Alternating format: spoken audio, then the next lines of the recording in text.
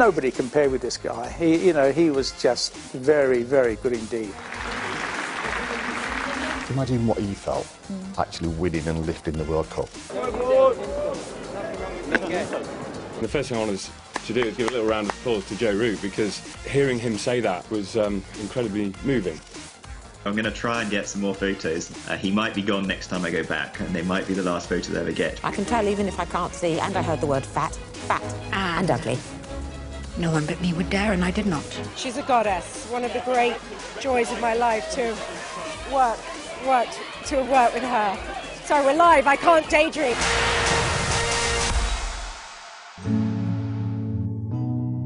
One of the game's greatest and a true gentleman. Some of the tributes paid to England and Leicester goalkeeper Gordon Banks, who's died at the age of 81. He is celebrated not only for the Wembley triumph, but also for one of the greatest saves ever seen at a World Cup. Leading the tribute, Pelé, whose header Banks saved in 1970. He said Banks had achieved the impossible. He was a master of most situations in the penalty area. Good, advised players around him, wonderful organiser, and you had a great deal of confidence in him. Good handler of the ball too. He was pretty certain of what he was going to do, and he gave the boys in front of him a great deal of confidence. Nobody compared with this guy. He was just very, very good indeed. A very knowledgeable goalkeeper, and very confident in what he was doing. And that is all you need, to start there to have a very good defence. Obviously, the save that's been played all day came 4 years later, 1970. You had stopped playing by then, but what did you make of that save? Yes. The save, well, he loved to tell it at dinners and things like that, He would stand up and, and he said, regarding that save, then we would all walk out. So we left him to the story, and he understood the joke. But it was a sensational save, let's face it. The reaction time was absolutely incredible. To get the ball, or make the ball get over the bar, I don't know how he done it, quite frankly. It was a huge save at that particular time, and I think that, as you say, everybody recognised it as one of the world's greatest saves. He wasn't very tall for a goalkeeper, was he? No, he wasn't. 6 foot? Yeah, just about 6 foot. And what I liked about Gordon's style was, which I tried to put into my style, is that it was unflappable. Even when you see him make that save, he just gets up, dusts himself down and carries on. And I've heard a story of where Bobby Moore actually said to him about the save, he said, "Why couldn't you hold it?" So there's stuff like that. But I just loved that the way he did his goalkeeping. He wasn't flash. He didn't make saves for the cameras. It was just get the save over and done with next time. When you play for England, you play in an England friendly. That's quite pressure, quite a lot of pressure. But then you play for England in a World Cup. And I remember my first ever time in '98, and I walked out and I got goosebumps all over my body just walking out onto the pitch, and it was such a proud moment. And that's just to play in the World Cup. So can you imagine what he felt actually winning and lifting the World Cup? His laugh, he had this a unique laugh when he got going, and I think if anybody was in quite a distance of him, they could hear him because he had this terrific laugh.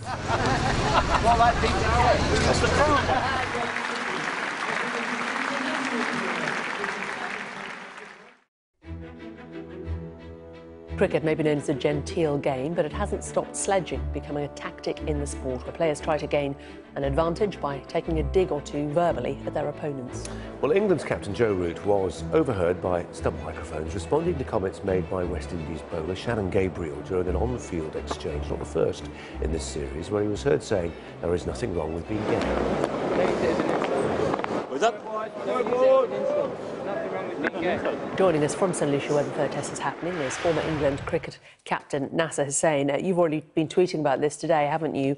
Giving you a wholehearted support for Joe Root. You say, for me, his 12 words as a role model will be, in the end, more important than a Test 100 or possible victory. Explain more. All I know and what I saw was Joe Root's reaction to what he thought was homophobic abuse. And those 12 words that he came out with, don't use it as an insult. There is nothing wrong with being gay. for me, stands up and says more than anything else that any of us could do. The days that we put our rainbow laces on and we try and support everything about anti-homophobic abuse. Joe Root, as a role model, as an England captain, stood up in the middle of a test match to what he heard as homophobic abuse, and he said, I'm not having that. He could have shrugged it off, he could have laughed it off. He didn't, and I applaud him for it. I actually had quite an emotional reaction, and the first thing I wanted to do is give a little round of applause to Joe Root, because hearing him say that as an ally for gay people around the world was incredibly moving.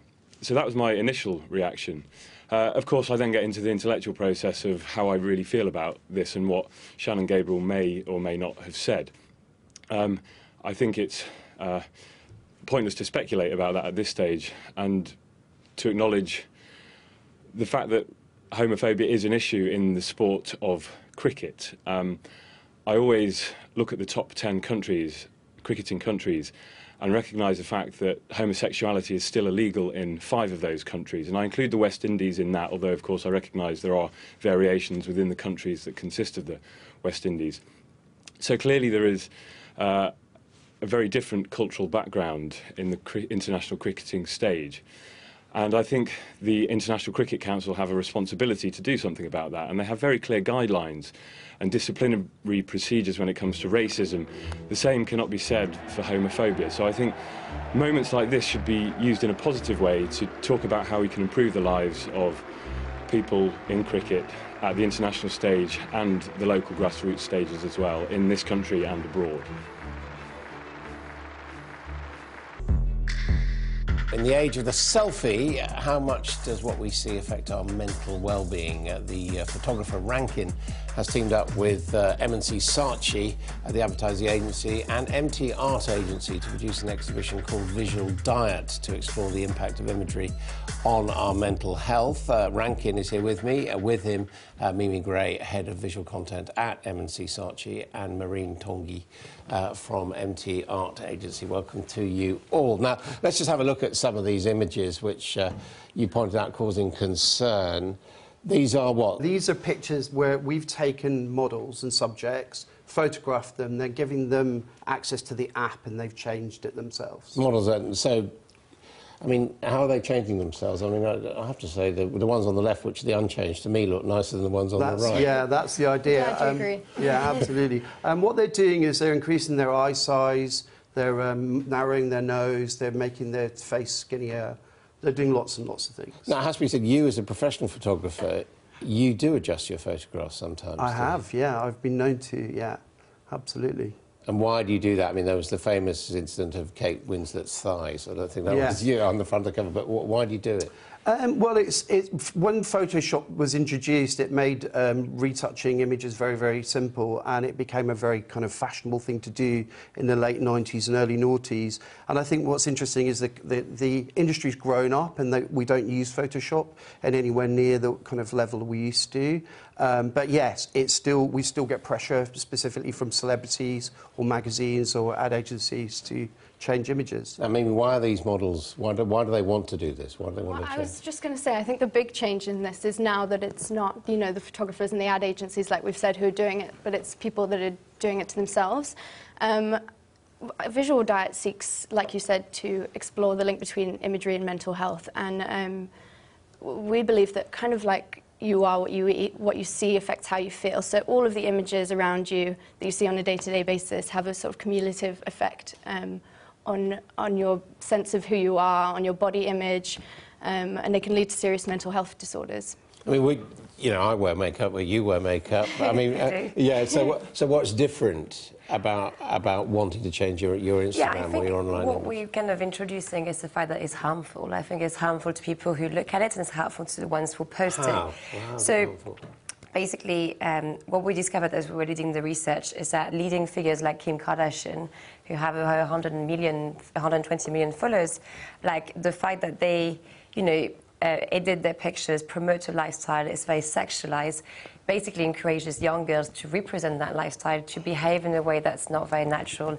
And ultimately, you look at the depression since 2010, and that's all linked to that kind of visual content. And have you started to do it less, stopped doing it? Yeah, I started to do it less probably in 2003, 2004. I try really hard to persuade people not to use it when we're doing shoots, but it's still something that people go to. And also now you've got these apps, they show you what you can do, so, you know, they're much more aware of it. Do you think this could be a passing problem? In the sense that people, you know, initially there's a novelty and you can change it, but actually, you know, once everyone can do it, it's boring. We hope so, but I think the damage will be done for a lot of young kids. That's the fear. You know, it's like a diet. People have started being more aware of not eating junk food all the time and being more conscious about what they eat, and that has changed. So why not changing? They partly do that because they want to change their appearance. Well, but that's your mental health, and I think realistically, if you are terribly unhealthy mentally, that is still affecting you and your appearance as well. So I think there can be an awareness in the same way. Okay, so if you're a young person and you want to post a lot of pictures of yourself on Instagram, what's your advice? Don't use the filters. Be honest. Really? Yeah, absolutely. I think that people will get more out of it if they're more honest with themselves. The British wildlife photographer has taken what's thought to be the first photographs of a black leopard. In more than a century, the animal's black coat occurs as a result of a condition called melanism, which is the opposite of albinism. Extremely rare, but photographer William Burrard-Lucas caught this one on camera in Kenya after hearing reports of sightings in the area. Mr. Burrard-Lucas is joining us now. Hello to you.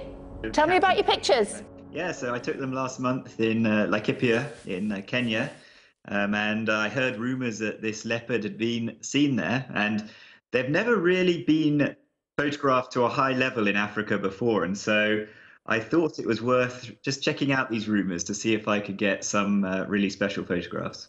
Okay, so how did you go about it?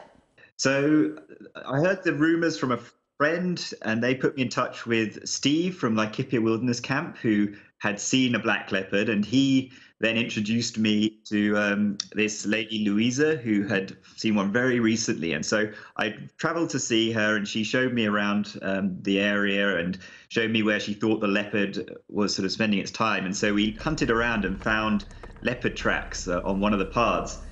And we guessed that this, you know, we didn't know that it was the black leopard, but, you know, there was a chance it would be the black leopard that left these tracks. So we decided to try and set up my camera traps there to see what I could get. And after 3 or 4 nights, black leopard passed by, got the first shot. And thereafter, I deployed a whole range of camera traps in and around the area to get the series that you've seen. I never actually saw this particular black leopard, but I've always been fascinated by black leopards, and actually last year I did go to India specifically to try and see one, and I managed to catch a glimpse of one there. So it's been a bit of a quest, this journey. What's next for you? What else is there left to try and find as a wildlife photographer? To be honest, while this leopard is still there, I'm actually going to head back out there in a couple of weeks to try and get a few more shots. When I first went out there, in January, it was kind of a recce trip, and I didn't really expect to get much, so I wasn't that prepared. But now that I've been there and I've seen what's possible, I've got a few shots in my mind that I think could be even better, so I'm going to try and get some more photos. The question is whether the leopard will stick around, because he's a young male, and this is a sort of age where he would be getting pushed off by his mother to go find his own territory, so he might be gone next time I go back, and they might be the last photo they ever get. Now, earlier on, we told you about a survey of young people who, on average, expected to earn around £70,000 by the age of 30. Well, our next guest is probably one of the few who has a very good chance of achieving that. But he did it the hard way, literally knocking on the front doors of people who lived in one of the richest parts of the UK to ask for their advice on what qualities and values made them rich and successful. He is Reggie Nelson, and he's going to tell us about what he's been learning around the corporate world and diversity. Reggie, good morning to you. Good morning. I love your story, and I can't wait for you to share it with everyone at home. You grew up in a council estate in London, had a bit of trouble with the law, and then there was a turning point. What was it? So I signed a 2-year football contract at 16, and halfway through that contract, I didn't want to play football anymore because my dad had just passed away, and that put even more financial strain on my family. So when I decided that I didn't want to play football anymore, because football's all eggs in one basket, I had to find another way to take my family out of the environment that we grew up in. And because I didn't really focus on education, I didn't know if I was good at maths, English or science, I said, what way can I find out the skills and qualities people had to amass their wealth. And that's when I decided to research and Google wealthiest areas in London. And I made a list of places, Kensington and Chelsea, Bishop's Avenue, and 3 other places. And I went there and started asking the question. You went to these areas and you literally started knocking on doors. And one woman took a chance on you, not only opened the door, but let you into her home to give you the benefit of her and her husband's experience. Who were they? What did they tell you? So it was the Price family. I knocked on the door and initially she was speaking through the intercom and said, is this part of a school project? I said, no, I'm literally doing it off my own back. I just want to know what skills and qualities you had so that I can take that for myself, go back to where I'm from, use it, and hopefully become as wealthy as you to live in this area. So she invites me in, and halfway through our conversation, her husband walks in, and his name was Quinton Price. So Quinton was the head of Alpha Strategies at BlackRock, which is an investment management firm, and he was just so welcoming. He took time to speak to me, was giving me great advice, and he invited me to BlackRock about 2 weeks later for an insight day. And that was my first time in the city, and I only lived 25 minutes away from the city.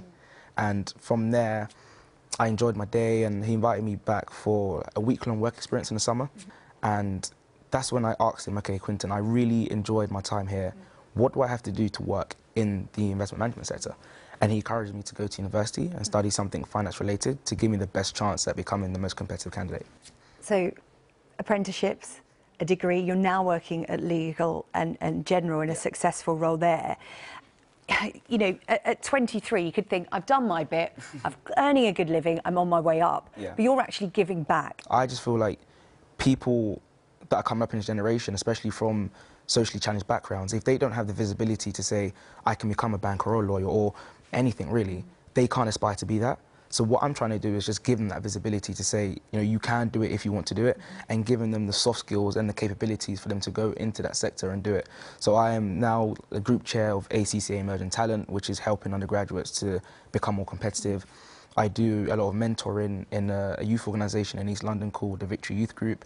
I have my own mentoring called K3D. What would be your one piece of advice to any teen who has perhaps fallen out of the education system, has perhaps had, you know, a brush with the law, doesn't have role models? What would you say to them? I know it sounds quite cliche, but I would just say you can actually do anything you want to do. And that's coming from someone who only started studying properly at the age of 17, 18, and is now working in the City of London. So one thing I would just say is you can do anything you want to do. Just keep your head down, have good people around you. You know, for me, it worked. I had Quinton, and I've met many more people along the way. And if I can be the next Quinton for someone else, or someone else can go and find their Quinton, then, you know, that will make the world a difference.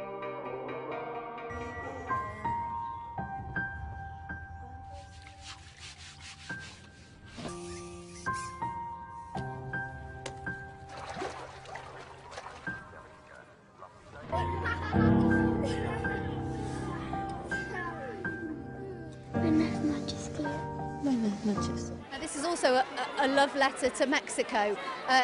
In the time that we're living in, how important is that to you, to raise the profile and give a very human face to Mexico?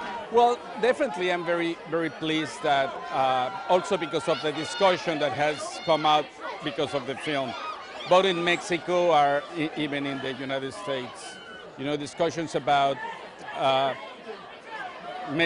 the racism that exists in Mexico, that Mexicans sometimes want to hide, but also the fact that it's a film that is being emotionally embraced about this indigenous woman in a moment in which there's a speech of hate going on in the United States. You know? And a word on Yalitza. She wasn't an actress before this. Extraordinary performance. I completely agree with you. This is the thing that makes me the happiest. That nomination for Yalitza. 12 nominations here at the BAFTAs. Congratulations. 12, yes, it's not too shabby. You are nominated for Best Supporting Actress alongside Emma Stone. Yes. That's going to be interesting. Yes, so Emma Stone and Olivia Colman nominated for lead category, so all 3 characters have been nominated, which is lovely. Each one of us depended on the other 2, so it would have been sad if one of us had been left out. The Queen is an extraordinary person. They were all staring, weren't they? I can tell even if I can't see, and I heard the word fat, and ugly. No one but me would dare, and I did not. She's been stalked by tragedy. Everyone leaves me, dies. we're talking about Olivia Colman. I mean, what a... Olivia Colman. Yeah, moving on. What a stunning, Goddess. stunning performance. She's a goddess. One of the great joys of my life to have worked with her. Sorry, we're live. I can't daydream. Oops. Glenn Close, congratulations on your nomination. And Jonathan Pryce, what a film. This has, it blew me away. It's so beautiful and so gentle. Yes, it's unexpected, isn't it? I mean, starts in one place and ends up in a completely different place. And it's about a complex relationship between two highly creative people and what it's meant in their, you know, what their marriage has meant and what it started as, and then 40 years later, what they had become together. Yeah. Am I speaking to Mr. Gosselman? I'd like my wife to get on the extension. Hello, I'm on. It is my great honor to tell you, Mr. Gosselman, that you have been chosen to receive the Nobel Prize in Literature. Tell me this isn't some great big fat joke. It's all real, darling. Breathe. There was an intensity to most of the scenes, especially when things started to go wrong. But, you know, I think the great thing about working with Glenn is that we trusted each other and we could take each other to the limit in the scenes. And, yeah, it was... We trusted each other from the very first moment because the first scene we shot was the love scene in bed. And there we were showing up the first day of filming in our jammies. And I remember, you know, it went through my head, we've both been at it about, you know, a long time. We'll just get on with it, you know. It's like, that was fun.